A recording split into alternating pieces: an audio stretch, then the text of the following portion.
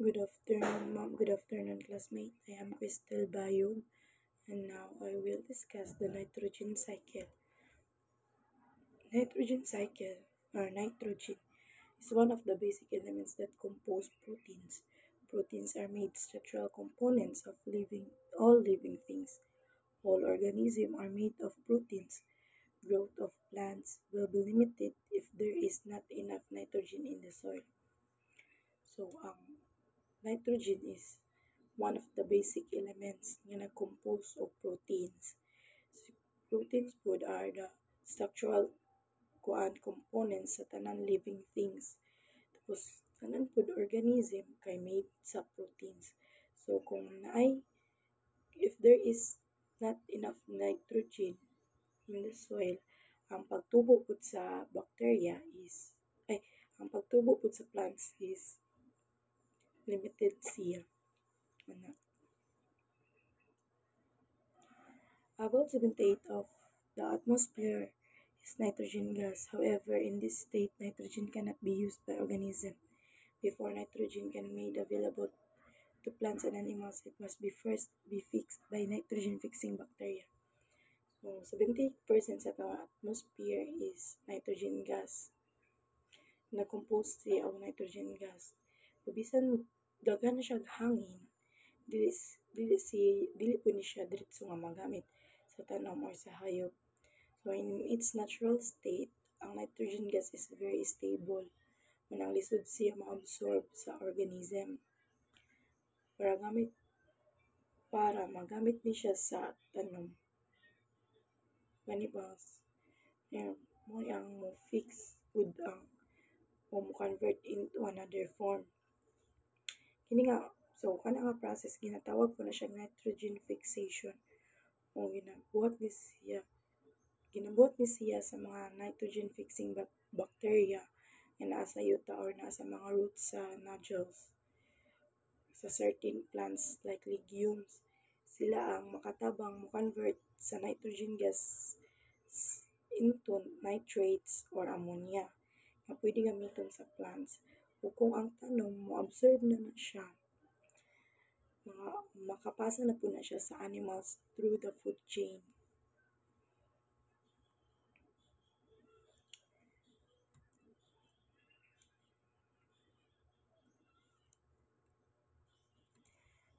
These bacteria found in the nodules of legumes such as soybean, mango, or pea either convert nitrogen to ammonia or ammonium by a process called nitrogen fixation. When this bacteria die, ammonia or ammonium is released and used by other bacteria as energy source. Kaning nitrogen fixing bacteria makita na siya sa root sa nodules o sa legumes parehas anang soybean, sa munggo or sa pea. Sila ang responsible sa pag-usab sa nitrogen gas gikan sa hangin o ilang i-convert padulong na pod sa ammonia or ammonium. Tapos kani nga process ginatawag na siya nitrogen fixation. So it means ang bacteria mo tabang convert sa nitrogen nga dili magamit into a form nga gamiton na sa tanom. So through this process maka-access na ang tanom sa nutrients nga importante para sa ilang pagtubo. Tapos kung mamatay na ang katong nitrogen or mamatay na itong bacteria no, itong nitrogen fixing bacteria, ang ammonia o ammonium nga ilang gihimo release na balik sa yuta. Tapos kini nga compounds magamit pud sa uban nga bacteria isip ilang energy source gani or food nila. So bisag patay na ang bacteria, useful gyapon ilang nahimo kay nakatabang man gyapon sila sa ilang nitrogen cycle. Ang uban nga bacteria gamiton ni nga energy para sa sunod nga step sa nitrogen process.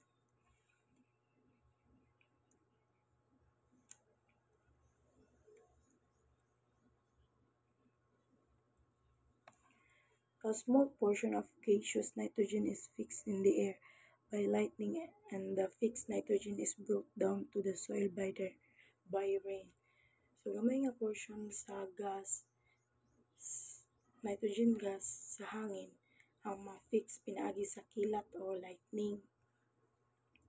Kung mokilat ang energy nga iyang gihimo makatabang para mobungkag sa nitrogen molecules ug kato siya mag-combine na pud siya sa oxygen forming compounds nga madala nadala sa ulan padulong sa yuta.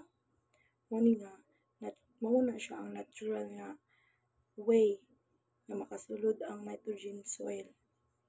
Pag-abot sa yuta, so in a process called nitrification, ammonia or ammonium is converted to nitrates. Nitrifying bacteria in the soil. Some of these bacteria convert nitrates to nitrites. So, pag-abot sa yuta ang ammonia o ammonium nga na-form gikan sa kilat o gikan pud sa bacteria, mo-convert na po na siya into nitrates. Tapos, in that in that way, sa pag-nitrifying sa bacteria, kana siya nga process is ginatawag og nitrification. So, important tipo na siya kay ang mga tanom mas ganahan sila og ganahan silang nitrogen in the form of nitrites nga mosulod na pod sa sunod nga step sa ilang nitrogen cycle.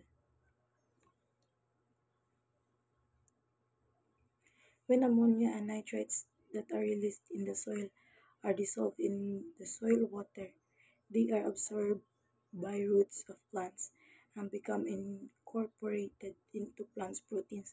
These plants' proteins are then eaten by animals, by which animal proteins are formed.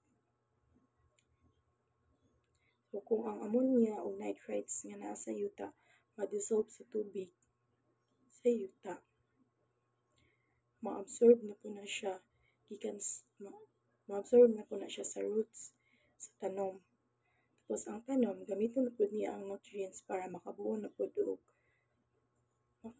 siya og plant nutrients nga gikinahanglan para sa ilang pagtubo. So kauna naman po na sa hayop ang atong plants. Ma-transfer na po tong, di ba, tong plant nutrients, ma-transfer na po na siya dito sa hayop. Mahimo na po na siyang animal nutrients.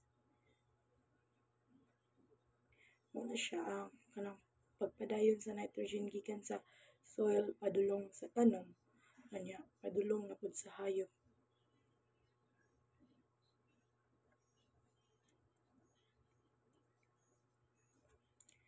In ammonification, metabolic waste like urea, uric, and remains of plants and animals broken down by decomposer releasing ammonia or ammonium in the process.